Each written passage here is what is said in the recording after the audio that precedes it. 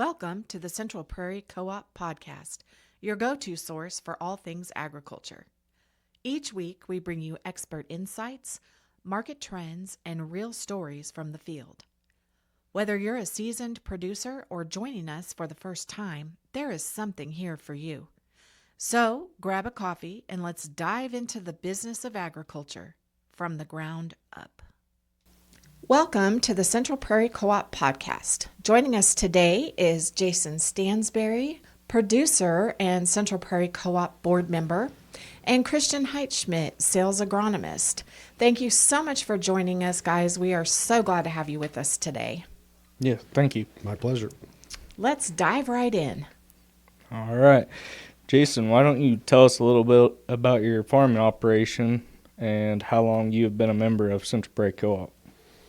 Yeah, so came to the farm about 25 years ago, and kind of a different story than most. I was not raised on the farm I currently work on or a farm at all. I taught school for 6 years, and when I got married, my wife's family farmed. And so right after we got married, I had the opportunity to come on and help my father-in-law, and been doing it ever since. So quite a transition there from teaching, but as soon as I started helping him, he quickly got me signed up as a co-op member. So I've probably been a member for about 25 years. We farm right north of Frederick, which is kind of on the Ellsworth-Rice County border, and we farm kind of along that K4 corridor for the most part. And we all dry land. We farm no-till operations. We've been doing that for about 23 or 4 years. Wheat, corn, sorghum, soybeans, and then we'd grow some double crop sunflowers and some other cover crop type mixes for grazing and some stuff like that. Good. What originally brought you to our co-op, and what has kept you coming back over the years? Yeah, so like I said, I really came to farming with no knowledge really of the co-op system, or I knew what a co-op was. I saw the elevators around, but my father-in-law, once I joined this operation, quickly kind of introduced me to the co-op and explained kind of what he did with the co-op. And so that's how I kind of got joined in here with Sterling, Central Prairie Co-op. And I keep coming back for several reasons. I mean, the main one for me is convenience. We pretty much haul all of our grain to the co-op, and the elevators are very easy to get to and accessible.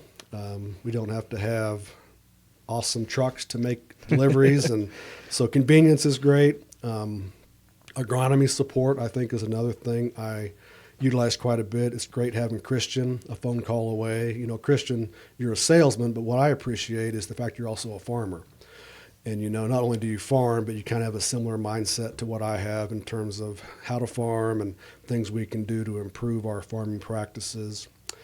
And oftentimes price. I mean, it's been several times our fertilizer prices have been cheaper than competitors, and grain prices have been right up there as well, competing with the other guys. So those are the main reasons I kind of stay around. So. Okay. Can you share a time when the co-op really made a difference for your operation? You know, as I think back,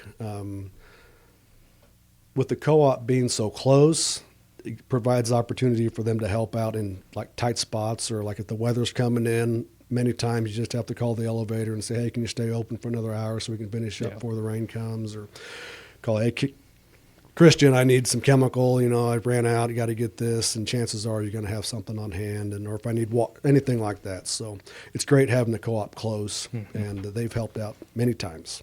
Yep. What changes have you seen in agriculture over the years, and how has the co-op helped you adapt to those? Yeah, as far as changes go, there's two that stick out. The first one is the use of technology. From GPS and, you know, using it to steer and plant your crops and fertilize and all that. So technology obviously has been a big change. And the co-op has been able to take some of that technology and allow the farmer to do things like variable rating. You know, you can take soil samples and yield maps and put together a fertilizer recommendation, whatever the farmer wants to do with that. So that's one way the co-op's helped out with that. Also, you know, when I first started farming, everybody was pretty much conventional.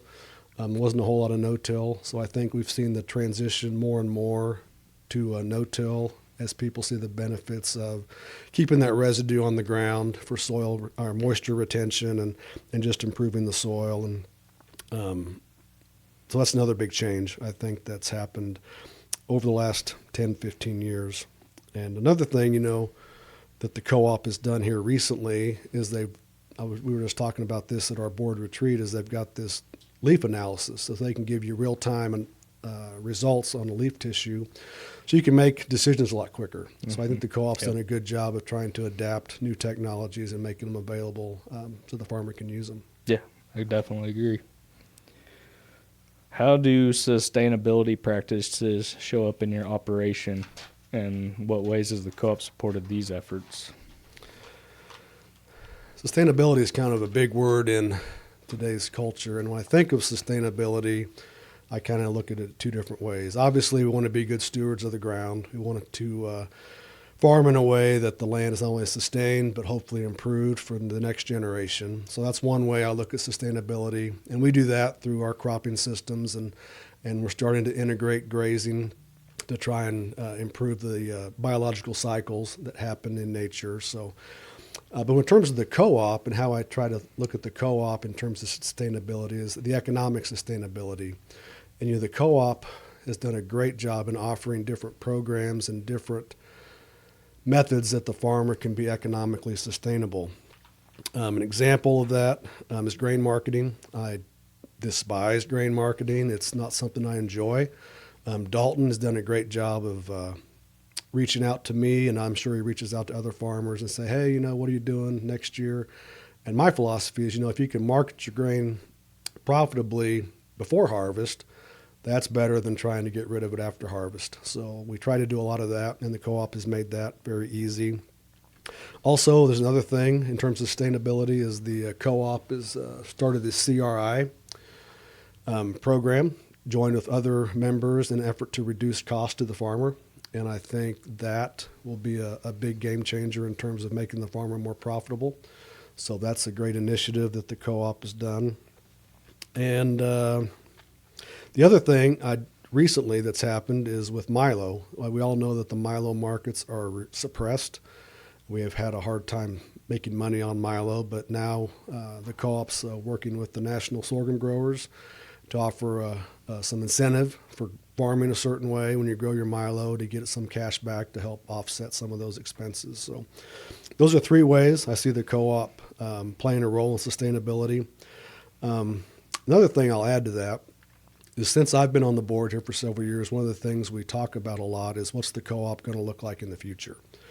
And I think we all know that you can't just keep doing the same thing over and over and expect to be successful. And so one of the things I've noticed in board meetings and as we talk is Mike and the management team, I think, are aware of that. And they are constantly coming up with new ideas and new ways that we can adapt and change to the ever-changing agriculture environment. And they've done a great job of that. And it gives us a lot as board members to process and think about going forward. So, yeah, because it always seems like we're changing something when we're going out. There's Seems always something we add or take out. Yep. Never fails. Definitely. If you could give one piece of advice to other growers about getting the most value from the co-op, what would it be? I think it all starts with just utilizing the co-op. I think a lot of times, especially if you've been away from the co-op, maybe as a farmer, you've been looking for the lowest price for everything, and that's the way you've been going about it.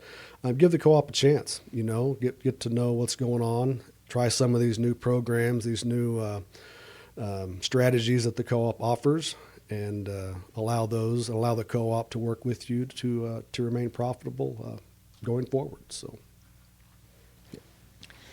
Thank you so much, both of you.